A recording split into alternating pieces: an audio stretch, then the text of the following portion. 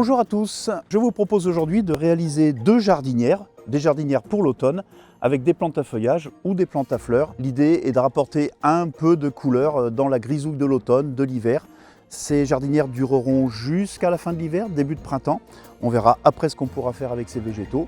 Pour l'instant, je vous propose de suivre étape par étape la fabrication de ces deux jardinières. Première étape, le drainage. Le fabricant a prévu une petite pièce que nous allons découper ici, que nous allons récupérer afin d'éviter que la jardinière ne s'écarte. On aura un petit peu plus de drainage au fond de cette jardinière. Deuxième étape, toujours très important pour améliorer le drainage et éviter le risque de pourriture des racines, je vais placer 2 à 3 cm de billes d'argile au fond de ma jardinière. Troisième étape, une petite astuce de professionnel pour éviter le colmatage de mon drainage. Si ma jardinière doit durer plus de 3-4 mois, je place une petite toile de paillage entre le terreau et les billes d'argile. Je vais maintenant remplir ma jardinière à moitié avec un terreau universel. J'ai choisi un terreau qui contient 30% de matière recyclée à base de bois. Il n'est pas fait que de tourbe et il contient aussi un petit peu d'engrais. Comme je vais mettre beaucoup de plantes dans cette petite jardinière, je préfère rajouter un peu d'engrais afin que mes plantes ne manquent pas de nourriture. Et puis cet engrais, bien sûr, je le mélange au terreau. Et voilà, il ne me reste plus qu'à placer mes plantes. Alors bien sûr, les plus grandes plantes sur l'arrière de la jardinière et les plus petites sur le devant.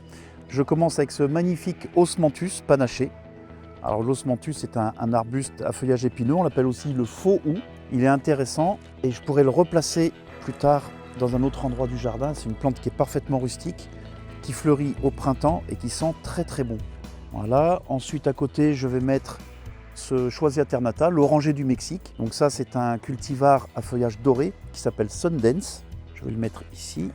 Voilà, je cale un peu avec le terreau. Et puis sur le devant de ces deux plantes, je vais en profiter pour glisser quelques crocus. 5-6 bulbes simplement que je cache à l'intérieur. Ça sera la surprise en fin d'hiver. Ensuite, sur l'avant, pour cacher un petit peu la jardinière, je vais placer ce lierre qui va retomber.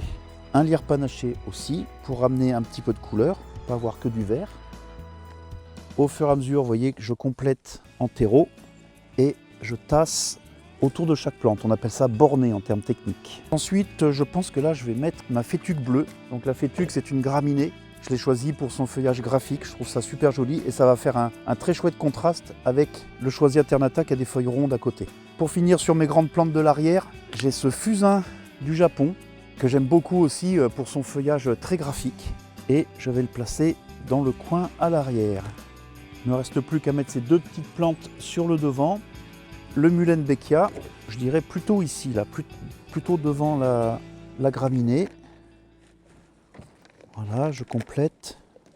Comme j'ai un petit peu de place ici, je m'étais prévu un deuxième bulbe, le cil de Sibérie. J'adore ces petites fleurs bleues qui vont sortir à la fin de l'hiver. Donc je vais me planquer ici quelques petits bulbes de cil. Voilà, deuxième surprise du chef. Et puis je termine par un Calocéphalus, plante avec un feuillage gris, avec des reflets métalliques et une structure qui rappelle un petit peu le corail.